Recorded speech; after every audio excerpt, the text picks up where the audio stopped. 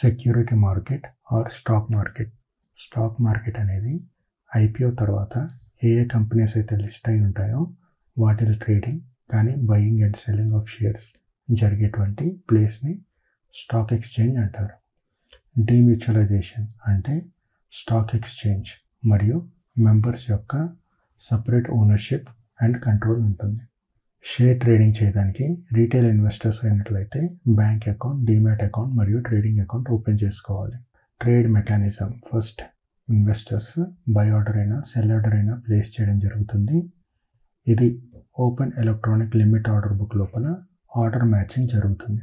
అలా జరిగినటువంటి order matching ప్రకారం సెల్లర్ సెక్యూరిటీస్ని, బయ్యర్ ఫండ్స్ని తీసుకొస్తారు.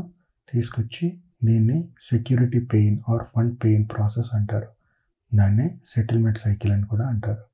అయితే బ్రోకర్ తన యొక్క ఛార్జెస్ని కట్ చేసుకుంటూ టారిఫ్ని బట్టి ట్రేడ్ సెటిల్మెంట్ చేస్తారు. ట్రేడ్ సెటిల్మెంట్ అనేది సెటిల్మెంట్ సైకిల్ లోపల అయిపోవాలి. అది ట్రేడింగ్ ప్లస్ 2 days. ట్రేడింగ్ అంటే ఆ పర్టికులర్ డే లోపల జరిగేటువంటి ట్రేడింగ్స్ అన్నీ కూడా ట్రేడింగ్ డే అంటారు.